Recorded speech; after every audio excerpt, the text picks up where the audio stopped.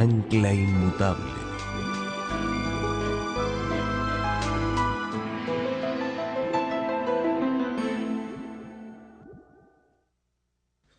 Nuestro Padre, nuestro Dios, gracias te damos por el gran privilegio de reunirnos aquí a la mitad de la tarde para estudiar tu palabra, para escuchar tu voz.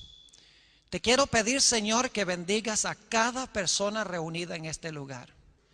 Quita de nuestra mente y nuestro corazón cualquier prejuicio que podamos tener y háblanos directamente por medio de la influencia de tu Espíritu Santo. Te doy gracias por escuchar esta oración, porque te lo pido en el nombre de Jesús. Amén. Quiero comenzar en esta tarde leyendo un versículo que encontramos en Apocalipsis, el capítulo 21 y el versículo 8. El marco de este versículo es después del milenio, después de los 1000 años de Apocalipsis 20. La santa ciudad Nueva Jerusalén ha descendido del cielo a la tierra. Y nos dice el versículo 8 de Apocalipsis 21 lo siguiente en ese marco histórico específico. Pero los cobardes e incrédulos, los abominables y homicidas, los fornicarios y hechiceros, los idólatras y todos los mentirosos tendrán su parte en el lago que arde con fuego y azufre, que es la muerte segunda. Este versículo habla del castigo que se menciona en el mensaje del tercer ángel. Ahora nos estamos adelantando un poco en los temas de la tarde a la secuencia que estamos llevando, porque todavía no hemos hablado del mensaje del tercer ángel, pero el mensaje del tercer ángel está conectado con el del primero. El primer ángel nos dice: teme a Dios, dale gloria a Dios, adora a Dios, para que cuando el castigo de Dios sea derramado sobre la tierra, en el mensaje del tercer ángel, tú no tengas que sufrir ese castigo que va a venir sobre, como dice aquí, los impenitentes, los abominables y homicidas, los fornicarios y hechiceros, los idólatras y todos los mentirosos. Dios no quiere que nosotros estemos en esa categoría. Así que Dios da el mensaje del primer ángel para que nosotros podamos huir de esas características. Pero Dios dice que si nosotros no aceptamos el mensaje del primer ángel, vamos a sufrir el castigo que se menciona en el mensaje del tercer ángel. Y ese castigo tiene que ver con el fuego y con el azufre que cae del cielo sobre los impenitentes. Ahora quisiera ir a Apocalipsis, el capítulo 6 y el versículo 17, un versículo muy importante. Los versículos anteriores hablan de la segunda venida de Jesús. Y culmina este pasaje en el versículo 17 con una gran pregunta. Si ustedes leen los versículos anteriores, van a notar que dice que los impíos se van a esconder en las cuevas y van a rogar que las piedras caigan sobre ellos. Cuando este pasaje termina describiendo el terror de aquellos que rechazaron a Jesús, de aquellos que rechazaron el mensaje del primer ángel y del segundo ángel, el pasaje termina con una pregunta: porque el gran día de su ira ha llegado, ¿y quién podrá sostenerse en pie? Es decir, cuando el Señor Jesucristo venga, ¿quién podrá estar en pie y decir: he aquí, este es nuestro Dios, le hemos esperado y Él nos salvará, más bien que esconderse en las cuevas y rogar que las piedras caigan sobre ellos? ¿Quiénes escaparán el castigo del fuego y azufre, de lo cual leímos al comienzo de nuestro estudio en esta tarde? La Biblia tiene una respuesta clara. Y para entenderla necesitamos regresar al primer libro de la Biblia, el libro de Génesis, el capítulo 13, y quiero leer el versículo 10. Vamos a hablar unos pocos minutos sobre dos ciudades y otras ciudades también circunvecinas que fueron destruidas por el fuego y el azufre de Dios ya en el desarrollo histórico. Es decir, el fuego y el azufre ya han caído una vez, según la Sagrada Escritura. Y lo que pasó con Sodoma y Gomorra nos va a ayudar a entender el castigo final que va a caer sobre los impenitentes. Génesis 13:10 describe la condición del valle del Jordán antes de que estas ciudades fueran destruidas por Dios. Dice en el versículo 10: y alzó Lot sus ojos y vio toda la llanura del Jordán, que toda ella era de riego, como el huerto de Jehová. El huerto de Jehová es el huerto del Edén. Dice, como el huerto de Jehová, como la tierra de Egipto en la dirección de Zoar, antes que destruyese Jehová a Sodoma y a Gomorra. Es decir, el valle del Jordán, a donde estaban las ciudades de Sodoma y Gomorra, era como un paraíso, era como el huerto del Edén. Abundante, fértil, verde, hermoso, lleno de burbujeante vida. Pero la Biblia nos dice que los habitantes de ese lugar tan hermoso eran grandes pecadores delante de Dios. Allí mismo en Génesis 13 y el versículo 13 se describe la pecaminosidad de esas ciudades que estaban en abierta rebelión contra Dios. Dice en el versículo 13: mas los hombres de Sodoma eran malos y pecadores contra Jehová en gran manera. Hubiera sido suficiente decir que eran malos, pero fíjense cómo se intensifica la pecaminosidad, diciendo que eran malos y pecadores contra Jehová en gran manera. Y por lo tanto Dios mandó a 2 ángeles a Sodoma para darle a las ciudades un llamado final. Y es interesante, solamente menciono esto de paso, Dios no mandó solamente 2 ángeles, que fueron los que finalmente llegaron a Sodoma, sino que en realidad Dios mandó a Abraham 3 ángeles. Y no vamos a entrar en eso ahora, porque en realidad la historia de Génesis 19 prefigura los 3 ángeles de Apocalipsis que traen su mensaje final al mundo, como esos 3 ángeles trajeron su mensaje final a las ciudades de la llanura antes de la destrucción. Dios nunca destruye sin antes dar un mensaje de amonestación. Así que Dios mandó el mensaje de amonestación. Lo que hicieron los habitantes de Sodoma fue, y digo esto con reverencia, quisieron tener relaciones sexuales con los ángeles, según Génesis el capítulo 19. Tan depravados estaban los habitantes de esa ciudad y de las ciudades circunvecinas. Y por lo tanto, después de Dios impartir el mensaje, cayó sobre las ciudades la destrucción de Dios. Y quiero leer esa destrucción en Génesis 19 y el versículo 24, y luego quiero leer el versículo 28. Génesis 19 y el versículo 24. Fíjense la terminología.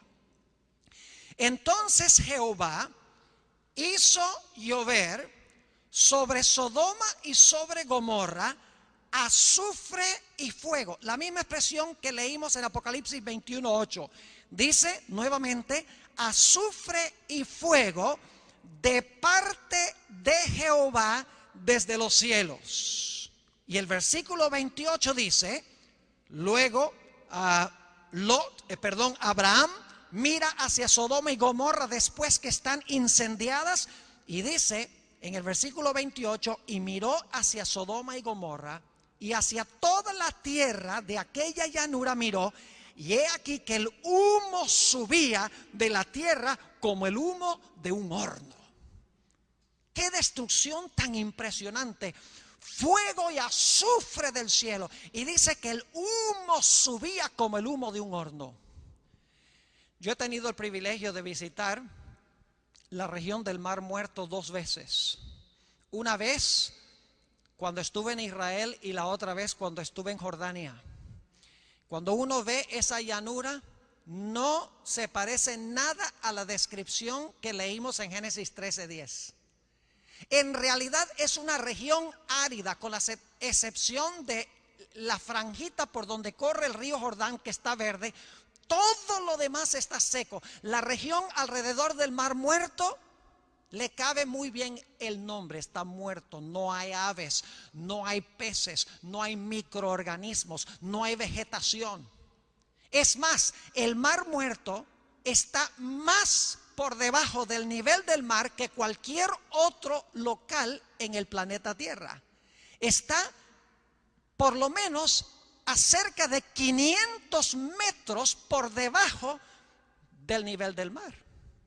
Lo cual significa que el fuego que Dios llovió sobre ese lugar fue tan poderoso que hizo una gigantesca caverna en ese valle, que hace que el valle ahora esté 500 metros aproximadamente debajo del nivel del mar.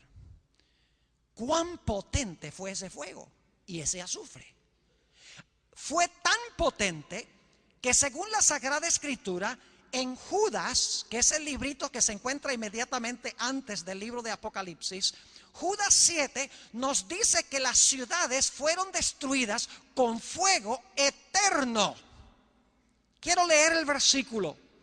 Dice: como Sodoma y Gomorra y las ciudades vecinas, las cuales de la misma manera que aquellos, habiendo fornicado e ido en pos de vicios contra naturaleza, fueron puestas por ejemplo, sufriendo el castigo del fuego eterno. Fíjense que la Biblia dice que el fuego que destruyó a Sodoma y Gomorra fue fuego eterno. El fuego y el azufre lo describe Judas 7 como fuego eterno. Y sin embargo ahora tenemos un problema, porque en 2 de Pedro, el capítulo 2 y el versículo 6, encontramos las siguientes palabras. 2 de Pedro, el capítulo 2 y el versículo 6, hablando de las mismas ciudades de Sodoma y Gomorra.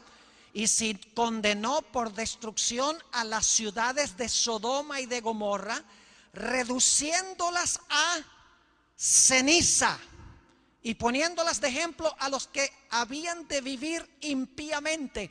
Dice que las ciudades de Sodoma y Gomorra fueron reducidas a ceniza y sin embargo fueron quemadas con fuego eterno. Ahora, ¿cómo entendemos nosotros esto?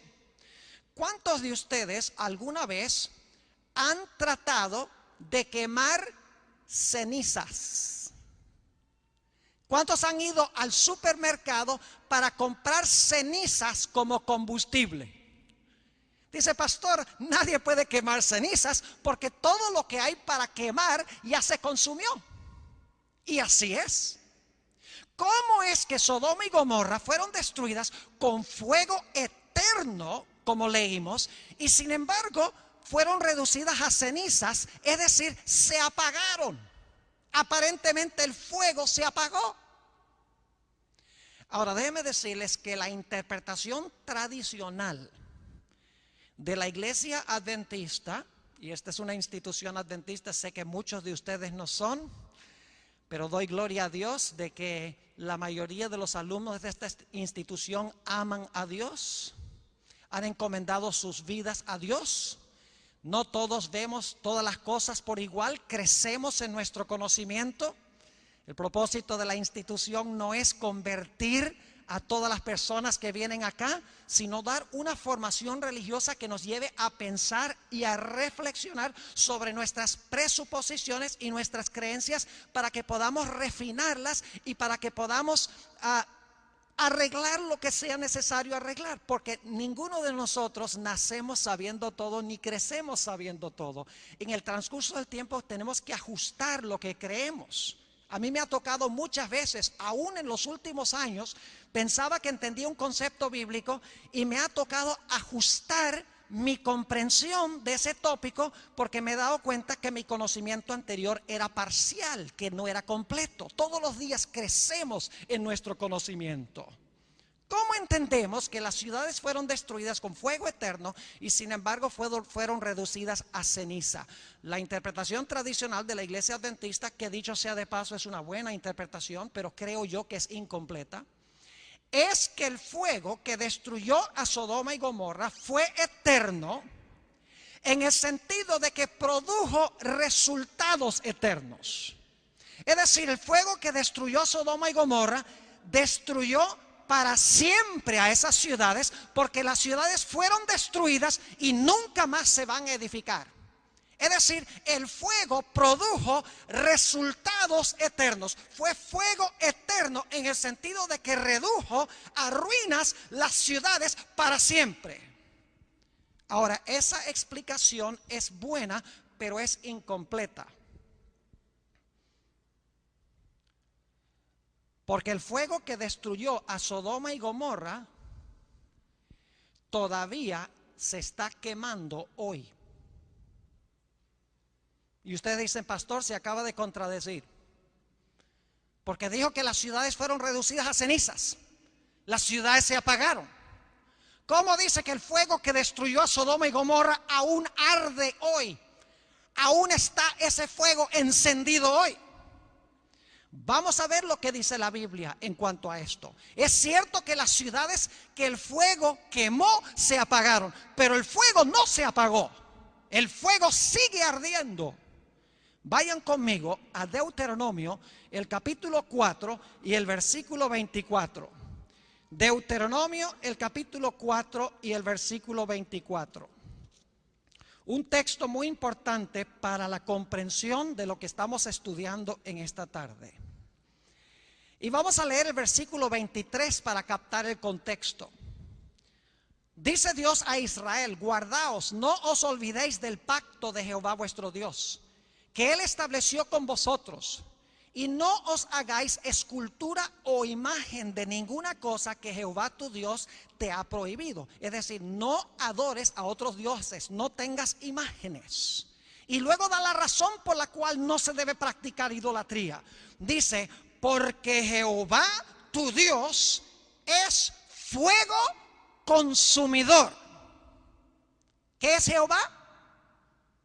Dice que Jehová es fuego consumidor.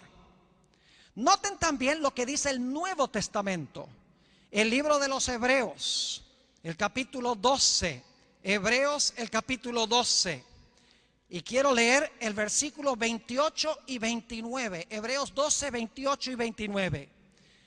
Dice, así que, recibiendo nosotros un reino inconmovible, tengamos gratitud y mediante ella sirvamos a Dios, escuchen bien, sirvamos a Dios agradándole con temor y reverencia. Anoche leímos ese texto. Debemos servir a Dios con temor y con reverencia. ¿Por qué razón? Versículo 29.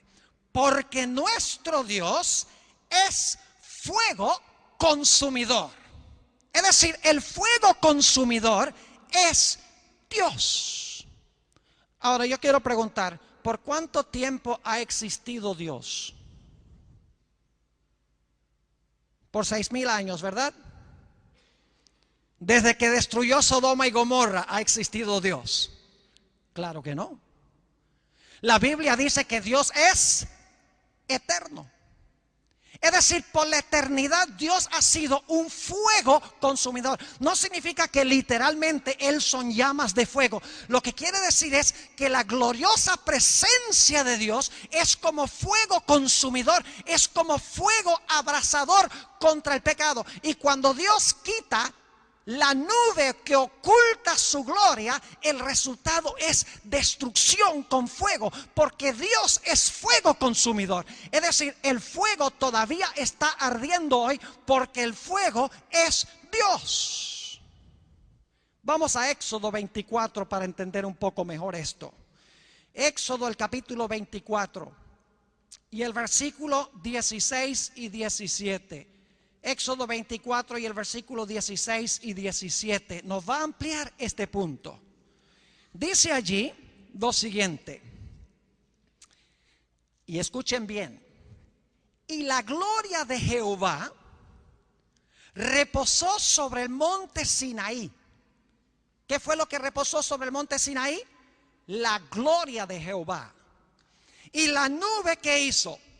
Y la nube lo cubrió por 6 días. Es decir, la gloria de Jehová no se manifestó plenamente, sino que su gloria estaba oculta detrás de una nube. Porque si no hubiera estado la nube, todo el pueblo hubiese sido destruido. Dice, y la nube lo cubrió por 6 días. Y al 7º día llamó a Moisés de en medio de la nube. Y la apariencia de la gloria de Jehová era como un ¿qué? Como un fuego abrasador en la cumbre del monte a los ojos de los hijos de Israel. Noten que el fuego de Dios es su gloria. Y Dios siempre ha tenido esa gloria. Dios, la gloria de Dios siempre ha sido como un fuego consumidor. Por eso es que el Señor Jesucristo, cuando vino a esta tierra, ocultó su gloria debajo de un cuerpo humano. Porque si Jesús hubiera venido a este mundo con la gloria que Él tenía con su Padre, antes que el mundo fuese, todos los seres humanos hubiesen sido destruidos en vez de salvarlos.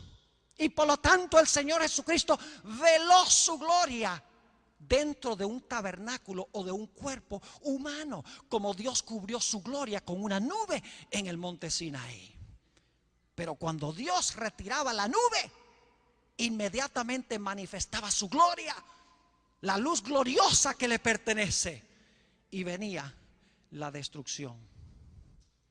Ahora, ¿qué pasa con los impíos al final cuando Dios revela su gloria?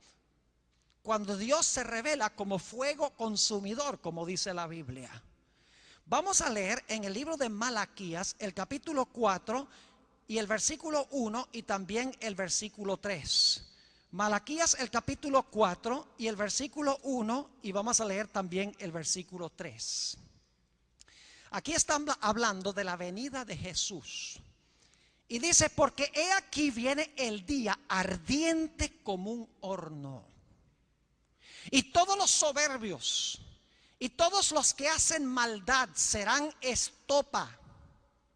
Aquel día que vendrá los abrazará, ha dicho Jehová de los ejércitos, y no les dejará ni raíz ni rama. Es decir, no va a quedar nada. La raíz es Satanás y las ramas son los que han escogido a Satanás. Es como Jesús dijo, yo soy la vid, vosotros los pámpanos. Jesús tiene el aspecto de la vid y sus seguidores son los pámpanos. Pues Satanás es la raíz y sus seguidores son las ramas. Y dice aquí que cuando venga ese día, como ardiente como un horno, dice que no va a dejar de los impíos ni raíz ni rama. Es más, el versículo 3 de ese mismo capítulo dice, hollaréis a los malos, los cuales serán ceniza bajo las plantas de vuestros pies.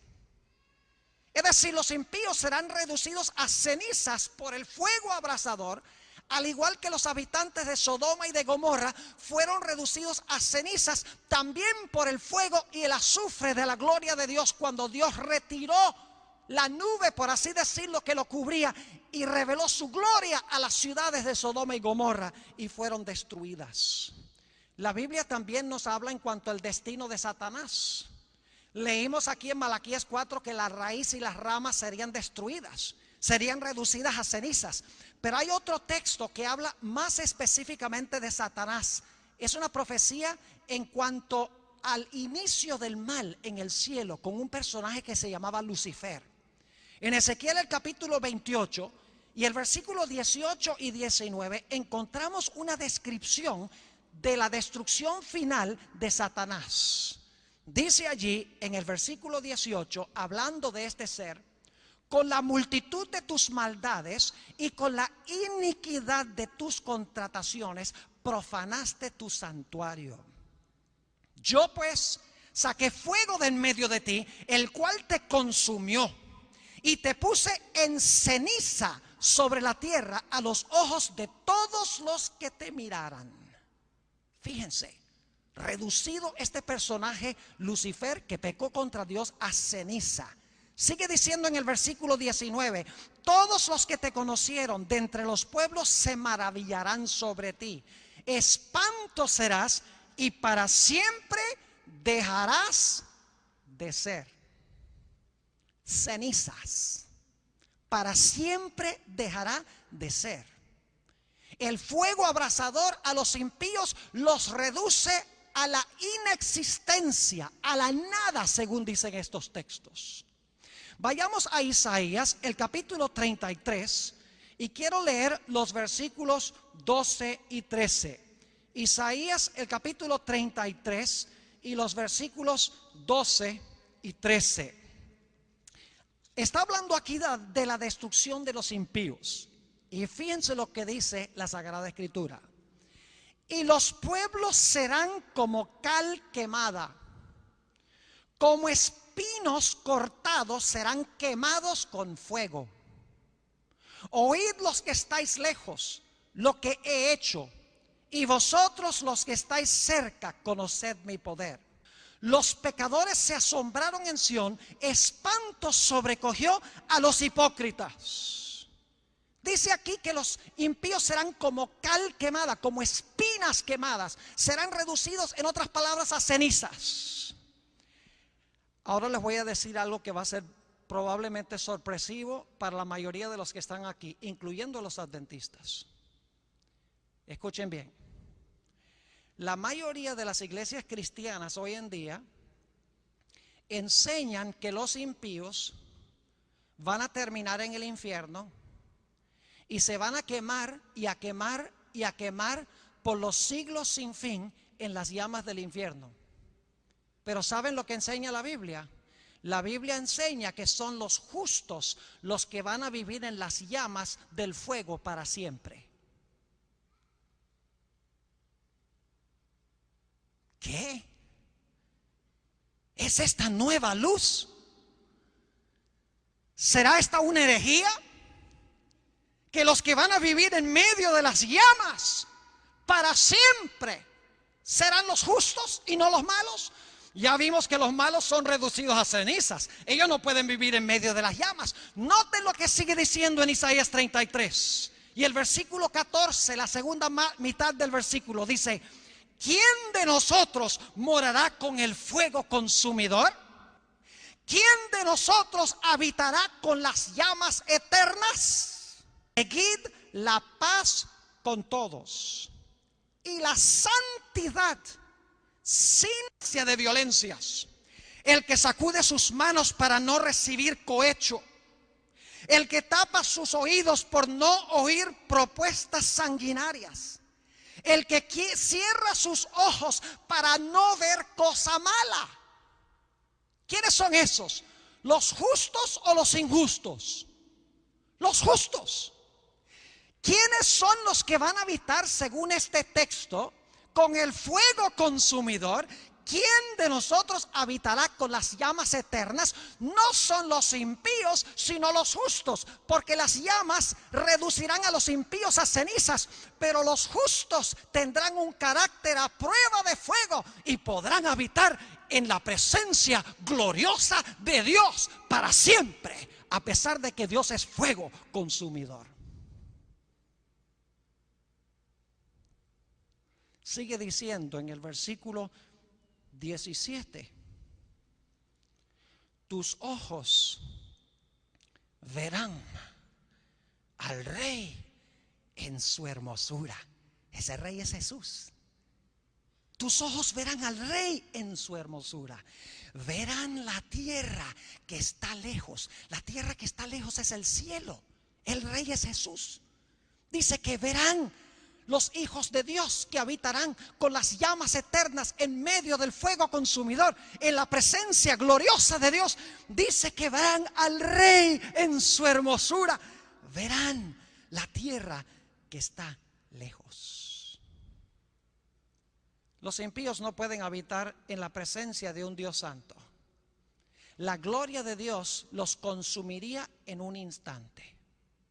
Por esa razón ahora Dios nos ha dado el mensaje del primer ángel para que se consuma en nuestra vida el pecado, para que desarrollemos un carácter a semejanza del carácter de Jesús, para que cuando Jesús venga, nosotros reflejemos el carácter de Cristo, de tal manera que la gloria de Dios que destruye el pecado, no nos destruya a nosotros, porque de antemano el pecado ha sido consumido en nuestra vida por el Espíritu de Dios. Por esa razón, en el Nuevo Testamento, mis apreciados jóvenes y hermanos, vez tras vez tras vez, cuando se habla de la segunda venida de Cristo, se enfatiza el tipo de carácter que vamos a necesitar tener cuando Cristo venga. Porque la Biblia dice: el gran día de su ira es venido. ¿Quién podrá estar firme? ¿Quién podrá habitar con las llamas eternas? ¿Quién podrá estar en la presencia de aquel cuya gloria es fuego consumidor? Solo aquel que tenga un carácter a semejanza del carácter de Él. Por eso el mensaje del primer ángel dice: teme a Dios, dale gloria a Dios, adora a Dios. Permite que el Espíritu Santo purifique y limpie tu vida, para que cuando Él venga no te escondas en las cuevas, ni ruegues que las piedras caigan sobre ti, sino que puedas decir: he aquí, este es mi Dios, le he esperado y Él me salvará. En Hebreos, el capítulo 12, encontramos una referencia a la segunda venida de Jesús. Y quiero leer otra vez esos versículos que leímos de antemano, Hebreos 12 y el versículo 28 y 29. Dice ahí el apóstol San Pablo: así que, recibiendo nosotros un reino inconmovible, tengamos gratitud y mediante ella sirvamos a Dios, agradándole con temor y reverencia. Es decir, el apóstol San Pablo está diciendo que debemos servir a Dios con temor, debemos agradarle con temor y reverencia. ¿Por qué razón? Porque nuestro Dios es fuego consumidor. Si ustedes leen los versículos anteriores, van a ver que se está hablando de la segunda venida de Jesús.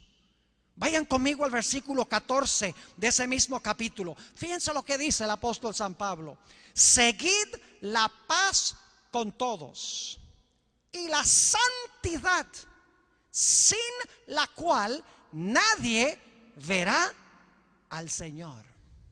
¿Recuerdan Isaías 33? Verán al Rey en su hermosura. Aquí dice que sin santidad nadie verá al Señor. En Mateo 5 y el versículo 8 dice: bienaventurados los de limpio corazón, porque ellos verán a Dios. Se necesita una preparación especial del carácter para ver a Dios. Tenemos que pasar tiempo con Jesús. Tenemos que aprender a orar. Tenemos que aprender a estudiar su palabra. Tenemos que hablar a otros de Jesús. Tenemos que venir a las reuniones religiosas. Tenemos que poner nuestra vida espiritual en primer lugar. Acercarnos al Maestro para que cada día podamos reflejar su carácter. Primera de Juan, el capítulo 3. Y el versículo 1 al 3 es un pasaje hermoso que enfatiza el mismo punto. Vez tras vez, cuando se habla de la segunda venida, se habla de la necesidad de santidad. Y créanme, hermanos y hermanas, jóvenes, yo creo que el mensaje que más necesita la iglesia hoy es el mensaje de santidad. Porque mucho se habla hoy en la iglesia cristiana: Cristo salva, Cristo te perdona, Cristo te acepta como eres. Yo creo todo eso. Cristo nos salva, Cristo nos perdona, Cristo nos acepta como somos, pero Cristo no nos deja como somos. Te recibe como eres, con todos tus pecados y con todos tus defectos. Te perdona, te mira como si nunca hubieras pecado, pero luego te toma en sus manos y te empieza a moldear y a purificar el carácter, a limpiar el carácter de día en día, a medida que pasas tiempo con Jesús, para que cuando Él venga, como dice la Biblia, estemos sin mancha ni arruga ni cosa semejante. Primera de San Juan, el capítulo 3 y el versículo 1 al 3. Es un pasaje hermoso. Dice: mirad cuál amor nos ha dado el Padre, para que seamos llamados hijos de Dios. Por esto el mundo no nos conoce, porque no le conoció a Él.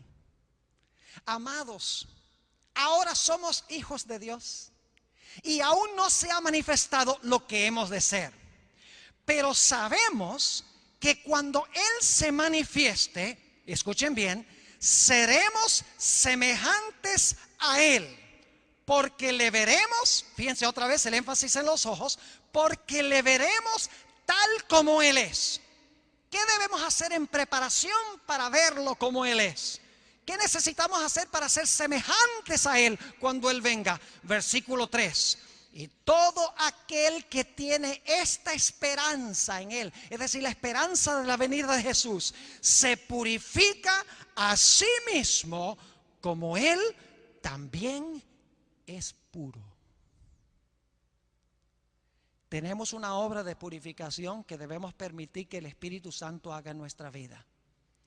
Créanme que si todos los que estamos aquí tuviéramos ese Espíritu Santo, sacudiríamos literalmente a las naciones a las cuales pertenecemos con el mensaje precioso de Dios para este mundo. Pero lamentablemente en gran medida estamos escondiendo el mensaje, estamos sentados sobre el mensaje, no estamos haciendo nada con él, a pesar de que estamos viviendo en el umbral mismo, a la orilla misma del precipicio de grandes eventos tormentosos que vienen sobre este mundo. Hemos descuidado la preparación necesaria. Los impíos no pueden vivir en la presencia de Jesús. Cristo tiene que limpiar su carácter antes de que Él venga. Yo pregunto, ¿puede coexistir un microbio con antiséptico? El antiséptico mata el microbio. ¿Pueden coexistir la luz y las tinieblas? Claro que no. Donde hay luz, las tinieblas se disipan. Los impíos no pueden vivir en la presencia de Dios. Serían miserables en la presencia de Dios. Porque la Biblia dice que la gloria de Dios es como un fuego consumidor. ¿Qué debemos hacer nosotros? Debemos purificarnos a nosotros mismos como Él es puro. ¿Pero cómo lo hacemos? La Biblia tiene la respuesta. Salmo 119. Aquí el rey David habla específicamente a los jóvenes. Salmo 119 y el versículo 9. Y vamos a leer hasta el 11. Dice aquí el salmista David: ¿con qué limpiará el joven su camino? ¿Cuál es la respuesta? Con guardar tu palabra. ¿Cómo se limpia el corazón del joven? Con guardar ¿qué? La palabra. Guardar significa obedecer, leer, escudriñar la palabra. Versículo 10: con todo mi corazón te he buscado. No me dejes desviarme de tus mandamientos. Ahora escuchen: en mi corazón he guardado tus dichos para no pecar contra ti. El secreto para tener una vida pura es guardar la palabra de Dios en nuestro corazón, escudriñar la palabra y estar dispuestos de obedecer la palabra de Dios. Permítame darles un ejemplo para que puedan comprender lo que estoy diciendo. ¿Saben ustedes que cuando nosotros empezamos a estudiar la palabra, y dicho sea de paso, no estoy hablando de estudiar la palabra en un departamento de teología, cumplir las asignaturas que nos dan en la clase? Estoy hablando de un estudio devocional donde yo vengo a la palabra, oro y le digo: Señor, ahora voy a leer tu palabra, revélame los cambios que tú quieres que yo haga en mi vida. Por favor, háblame a mí personalmente, dime qué es lo que necesito, en qué necesito yo cambiar. Y hago esa oración y empiezo a leer la palabra. Y por ejemplo, llego a ese texto a donde dice: habéis oído en el antaño, no cometerás adulterio. Mas yo os digo que cualquiera que mira a una mujer para codiciarla, ya cometió adulterio en su corazón. Fíjense que yo leí ese versículo. Y si yo tengo problemas en esa área, ahora el versículo me empieza a leer a mí. Porque yo leí el versículo, pero el versículo ahora me habla y me dice: ese problema es el tuyo. ¿Me explico? Sí, porque dice, mira, todas esas cosas que estás mirando en el internet que no debes mirar, la pornografía, las películas, la forma que miras a las mujeres, lo que tú acabas de leer, ese eres tú. Yo empiezo leyendo la Biblia y ahora la Biblia me empieza a leer a mí y me revela lo que soy. Me revela la necesidad que tengo de limpieza. Y si yo oro al Señor y le pido al Señor que con su poder, el poder de su Espíritu Santo, me limpie y me lave eso en mi vida, Él va a cumplir su promesa y me va a dar el poder del Espíritu Santo para expulsar ese pecado de mi ser. Pero no sucede al menos que esté leyendo la Biblia con oración, con un corazón abierto, con sinceridad, teniendo, como dice la Biblia, hambre y sed de justicia, de ser semejante a Jesús. Cuando vamos a la Biblia debemos decir, Señor, yo soy pecador, muéstrame mis defectos, muéstrame dónde estoy fallando. Yo quiero ser más y más como Jesús. Y Señor, quítame aquello que impide una comunión contigo. Limpia mi vida. Así debemos estudiar la palabra de Dios. Así escondemos los dichos de Dios en nuestro corazón para no pecar contra Él. El libro de los Efesios, el capítulo 5, nuestro penúltimo texto de esta tarde. Efesios, el capítulo 5 y el versículo 25. Un pasaje bien conocido nos dice: maridos, amad a vuestras mujeres, así como Cristo amó a la iglesia y se entregó a sí mismo por ella. Escuchen bien, se entregó por ella no solamente para perdonarla, sino que dice para santificarla, habiéndola purificado en el lavamiento del agua por la palabra, a fin de presentársela a sí mismo una iglesia gloriosa, que no tuviese mancha, ni arruga, ni cosa semejante, sino que fuese santa y sin mancha. Así serán aquellos que reciben el mensaje del primer ángel. Van a temer a Dios, le van a dar gloria, le van a rendir adoración, van a guardar su ley, porque aman a Dios. Y así cuando Cristo venga, van a poder habitar para siempre en la presencia de un Dios santo, quien es fuego consumidor. Habitarán con las llamas eternas, por así decirlo, y podrán disfrutar de plena comunión con el Maestro por los siglos de la eternidad. Uno de mis textos favoritos es 2 de Corintios 3 y el versículo 18. Lo leímos esta mañana, la mayoría probablemente no estuvieron, así que voy a leerlo de nuevo. 2 de Corintios, el capítulo 3 y el versículo 18 nos da el secreto de la victoria sobre el pecado. A veces tratamos de ganar la victoria sobre el pecado luchando contra el pecado. Y hacemos listas. Ay, me fue mal con el pecado hoy. Y luchamos contra el pecado. La solución para vencer el pecado no está en luchar contra el pecado, sino mirar al Salvador. Porque mirando a Jesús somos transformados. Mirando a Jesús en su palabra, nuestro carácter es santificado y purificado para poder habitar en la presencia de un Dios santo. Dice allí en 2 de Corintios, el capítulo 3 y el versículo 18, las siguientes palabras: por tanto nosotros todos, mirando a cara descubierta como en un espejo la gloria del Señor. Mire, estamos mirando la gloria del Señor. ¿Somos qué? Transformados. Mirando la gloria de Jesús en su palabra, somos transformados. La palabra que se usa aquí es metamorfoo, de donde viene nuestra palabra en español metamorfosis. Una metamorfosis es extraordinaria. Un gusano cambia a una mariposa. ¿En qué se parecen? Casi en nada. Así, si tú eres pecador, si tienes luchas en tu vida con el pecado, Jesús te puede cambiar de un pecador a un santo, contemplando a Jesús en su palabra. y pidiendo que Él limpie tu vida.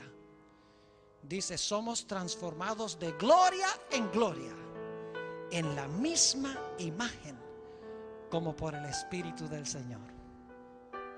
¿Quiénes habitarán con el fuego abrasador? ¿Quiénes habitarán con las llamas eternas? Aquellas personas que son limpios de corazón y limpios de manos, porque han permitido que Jesús, a través de su palabra, venga y limpie la vida. Estos verán al Rey en su hermosura, verán la tierra que está lejos. Quiero preguntar en esta tarde, ¿hay alguien aquí en esta tarde que quiere decirle al Señor Jesús: Señor Jesús, hay cosas que yo tengo en mi corazón, que yo tengo en mi vida, que yo quiero que tú limpies? Yo quiero leer tu palabra y quiero que tú me muestres esas cosas que me separan de ti. Y yo quiero, Señor, no solo que me muestres esas cosas que necesitan cambiar, sino que a través del poder de tu Espíritu Santo tú expulses y limpies esas cosas de mi vida. ¿Hay alguien en esta tarde que quiere que yo tenga una oración para pedirle esto a Jesús? Que limpie algo de tu corazón. Levanta la mano y déjala levantada, pues yo quiero tener una oración especial para ti. No levantes la mano nada más por levantarla, pero si tienes una lucha con el pecado, no significa que es un pecado súper grave, súper terrible, pero con cierta cosa en tu vida que es una lucha constante que te gustaría vencer, y quieres que yo tenga una oración en esta tarde para que Dios te ayude a vencer eso. Levanta la mano, porque voy a tener una oración ahora. Gloria a Dios. Oremos. Padre celestial, sabemos que tú eres un Dios de amor, pero tu gloria es fuego consumidor. Por eso es que en tu amor nos has revelado en tu palabra cómo podemos preparar un carácter a prueba de fuego, para que como Shadrach, Mesach y Abednego podamos caminar en medio del fuego sin ninguna preocupación. Tú has visto en esta tarde las manos levantadas, personas que tienen luchas con el pecado en la vida, que quieren vencer esos pecados. Señor, yo me agrego a esa lista. Te ruego, Señor, que cada momento nos reveles a través de tu palabra nuestros defectos, dónde necesitamos cambiar. Y Señor, danos una abundante porción de tu Espíritu Santo para que pueda expulsar esos pecados de nuestra vida, para que cuando Cristo venga podamos ser de esos que son de limpio corazón y podamos ver a Dios. Gracias, Señor, por escuchar nuestra oración. Te lo pedimos en el nombre de Jesús. Amén.